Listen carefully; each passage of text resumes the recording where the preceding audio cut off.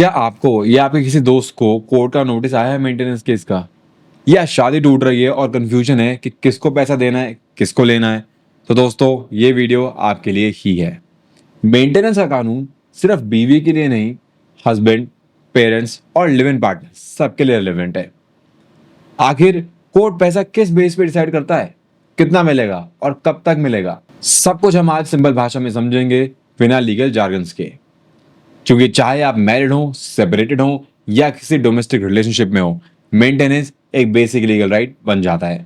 और इस वीडियो में हम डिटेल में समझेंगे कि मेंटेनेंस किस लॉ के अंडर मिलता है, हिंदू मैरिज एक्ट में क्या ऑप्शन है, कौन सी कोर्ट में मेंटेनेंस के केस फाइल किए जाते हैं, कितना पैसा मिलता है और कैसे उससे बचा जा सकता है। और साथ ही साथ हम डिस्कस करेंगे सुप्रीम कोर्ट के कुछ जजमेंट्स और कुछ शॉकिंग केसेस भी। तो वीडियो को एंड तक जरूर देखें क्योंकि ये आपके या किसी क्लोज वन के काम जरूर आएगी। तो नमस्कार दोस्तों, मेरा नाम है तरुण, आप देख रहे हैं लॉ पोर्टल। चलिए शुरू करते हैं।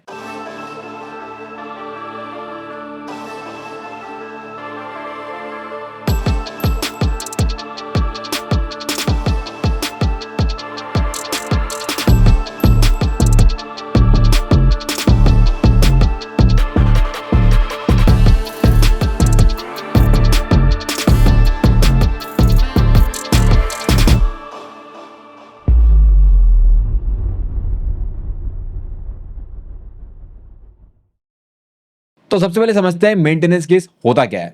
तो देखिए, मेंटेनेंस केस एक ऐसी लीगल प्रोसेस है जिसमें फाइनेंशियली डिपेंडेंट व्यक्ति जैसे वाइफ, बच्चे, माँ बाप या कुछ केसेस में हस्बैंड कोर्ट से पैसा मांगते हैं जीने के लिए। और यहीं पे एक क्वेश्चन निकल के आता है कि मेंटेनेंस केसेस में दिन कितने लग जाते हैं। तो देखिए, तो हमारा कानून तो बोलता है कि जल्दी से जल्दी मेंटेनेंस केसेस में फैसला होना चाहिए, लेकिन प्रैक्टिकल रियलिटी में 1 से 2 साल लग जाते हैं, डिपेंडिंग ऑन कोर्ट का बैकलॉग और एविडेंस किस तरह से जाएगा। पर फाइनल मेंटेनेंस ऑर्डर से पहले इंटरिम मेंटेनेंस के ऑर्डर ज्यादातर शुरू के 2-4 डेट्स में ही हो जाते हैं।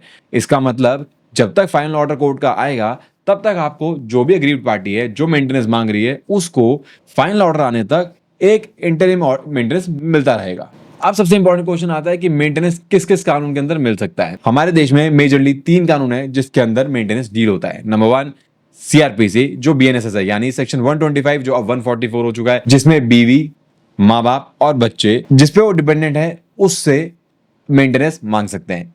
फिर आता है section 20 of domestic violence act.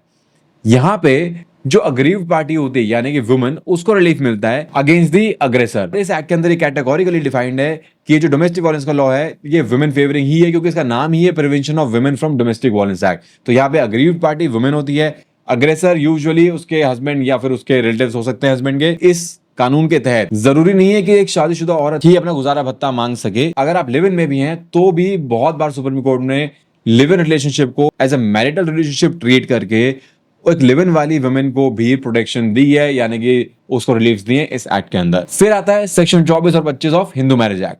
अब सेक्शन 24 होता है इंटरिम मेंटेनेंस का, जो ड्यूरिंग डिवोर्स मिलता है।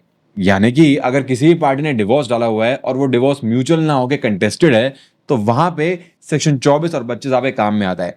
24 के तहत आप कोर्ट से इंटरिम मेंटेनेंस मांग सकते हैं, और यही एक ऐसा कानून है जहां पे दोनों हस्बैंड एंड वाइफ एक दूसरे से मेंटेनेंस मांग सकते हैं। यानी कि नॉट जस्ट वुमेन, अगर हस्बैंड मान लो किसी हाउस होल्ड में अपनी वाइफ पे डिपेंडेंट है तो वो उससे मेंटेनेंस मांग सकता है ड्यूरिंग डिवोर्स। और सेक्शन 25 के अंदर परमानेंट एलिमनी यानी कि आफ्टर द डिवोर्स। तो देखिए, ये तीनों लॉज अलग अलग सिचुएशन को कवर करते हैं।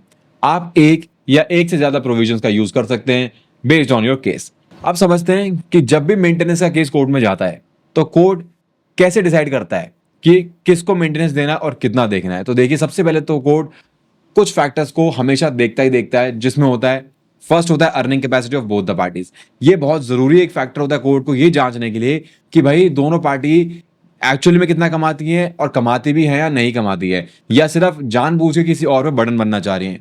दूसरा आता है स्टैंडर्ड ऑफ लिविंग का, कि डिस्प्यूट से पहले स्टैंडर्ड ऑफ लिविंग क्या था और आज स्टैंडर्ड ऑफ लिविंग क्या है। तीसरा होता है अगर चाइल्ड है किसी मैरिज में तो चाइल्ड की रिस्पॉन्सिबिलिटी कौन देख रहा है।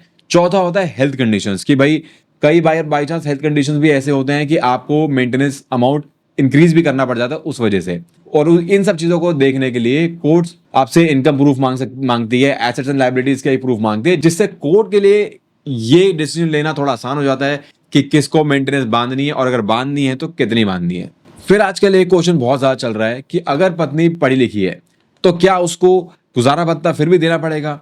क्योंकि अगर वाइफ अपने में सेल्फ सफिशिएंट है, केपेबल है, तो फिर भी एक हस्बैंड के ऊपर लायबिलिटी क्यों? तो देखिए, सुप्रीम कोर्ट ने कहा है कि अगर वाइफ केपेबल है काम करने की और जानबूझ के अनएम्प्लॉयड बैठी है जस्ट टू सीक रिवेंज, तो ऐसे केसेस में कोर्ट के पास पूरी पावर है कि वो उसको मेंटेनेंस मना कर सकती है, यानी रिजेक्ट कर सकती है। और इसी प्रिंसिपल को फॉलो करते हुए दिल्ली हाई कोर्ट ने भी एक रीसेंट 2025 केस में जजमेंट दी है, जहां पे उन्होंने एक वाइफ को मेंटेनेंस डिनाई कर the only on the ground कि वाइफ जो थी वो जानबूझ के घर में बैठी थी और सिर्फ हरास करने के लिए मेंटेनेंस मांग रही थी अपने पति से। अब देखिए, किस केस में लड़की डेलिबरेटली अनएम्प्लॉयड है, काम नहीं कर रही है, वो तो केस के फैक्ट्स पे ही डिपेंड करेगा। और इसलिए कोर्ट ने ये भी साफ कर रखा है कि सिर्फ डिग्री होना काफी नहीं है, यानी कि कल आप ये नहीं बोल सकते कि जस्ट बिकॉज मेरी वाइफ के पास डिग्री है तो मैं उसे मेंटेनेंस नहीं दूंगा क्योंकि वो अपना कमा सकती है। वो क्राइटेरिया नहीं है, क्योंकि यहां एक क्लियर कट डिस्टिंक्शन है कि किसी के पास डिग्री होने में और कोई जानबूझ के काम ना करने में। तो कौन सी चीज आपके फेवर में आ सकती है वो आपको एक लीगल एक्सपर्ट ही आपके फैक्ट के हिसाब से बता सकता है। अब कई बार लोग मुझसे पूछते हैं कि सर वाइफ को मेंटेनेंस देने से कैसे बचें? तो देखिए साहब, पहली बात तो ऐसे केसेस में मेंटेनेंस देने से बचना बहुत मुश्किल होता है। आपको एक सच्चाई मान लेनी चाहिए कि आपको मेंटेनेंस तो थोड़ी बहुत देनी पड़ेगी, लेकिन हाँ, ऐसा नहीं है कि आपके फेवर में कुछ नहीं है। अगर आप कल कोर्ट को प्रूव कर सकते हैं कि आपकी वाइफ सेल्फ सफिशिएंट है, आपसे ज्यादा अर्न करती है और आपके खिलाफ फॉल्स केसेस डाल रही है, उसके एविडेंस आपके पास हैं, आप ज्यादा फाइनेंशियल कंस्ट्रेंट में हैं, आपकी वाइफ ज्यादा कमाती है और आपके सारे कंस्ट्रेंट्स मिला के की वजह से आप अपना भी गुजारा ढंग से नहीं कर पा रहे हैं, तो कोर्ट्स कई बार आपके फेवर में आ जाते हैं और मेंटेनेंस डिनाई कर देते हैं या मेंटेनेंस बहुत कम कर देते हैं। बट याद रहे, इन केसेस में आप जो भी कोर्ट के ऑर्डर हैं उसको रेगुलरली फॉलो करें, क्योंकि अगर आपने कोर्ट ऑर्डर को रेगुलरली फॉलो नहीं किया तो वो आपके खिलाफ जाएगा। आप समझते हैं कि जब मेंटेनेंस डिसाइड होता है तो यूजुअली कोर्ट्स कितना अमाउंट तक मेंटेनेंस ग्रांट कर देती हैं? तो देखिए, एक जनरल फिगर है, बट ये कोई मैंडेटरी नहीं है, बस एक जनरल फिगर होता है कि कोर्ट ऑन एन एवरेज 20 से 25, कभी कभार 30% ऑफ हस्बैंड की नेट इनकम का भी कंसिडर कर लेती है जब मेंटेनेंस डिसाइड करना होता है।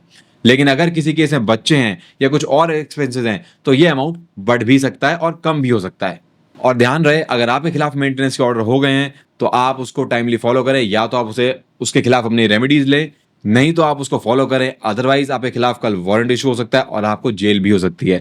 और इन सब के साथ साथ अगर आप सैलरीड पर्सन है, आपका सैलरीड अकाउंट अटैच हो सकता है, या फिर आपके नाम पे कोई प्रॉपर्टी है तो कोर्ट उसको भी सीज कर सकती है। तो आप समझते हैं कि जो हमने 3 कानून की बात करी, इसके अंदर मेंटेनेंस आप कौन से कोर्ट में फाइल करते हैं। तो जब बात आती है सेक्शन 20 डोमेस्टिक वायलेंस एक्ट की, तो आप अपनी मेंटेनेंस पिटीशन लगाते हैं एक मजिस्ट्रेट कोर्ट के आगे। जब बात आती है सेक्शन 125 यानी 144 बीएनएसएस के बारे में, वहां भी आपकी कंप्लेंट एक मजिस्ट्रेट के कोर्ट में ही जाएगी। लेकिन अगर आप बात करते हैं हिंदू मैरिज एक्ट के अंदर सेक्शन 24 या 25 के मेंटेनेंस के लिए, तो वो आपको फैमिली कोर्ट में ही जाना पड़ेगा। और अगर आप भी किसी मेंटेनेंस केस से गुजर रहे हैं तो टाइम से लीगल एडवाइस जरूर लें, क्योंकि ऐसे केसेस में टाइम बहुत इंपॉर्टेंट रोल प्ले करता है। तो दोस्तों, ध्यान रहे, अपने राइट्स के लिए कानून को समझिए, कोर्ट में हमेशा सच बोलिए, अवेयर रहिए। मैं मिलूंगा आपसे नेक्स्ट वीडियो में एक नए टॉपिक के साथ। Till then take care, bye bye.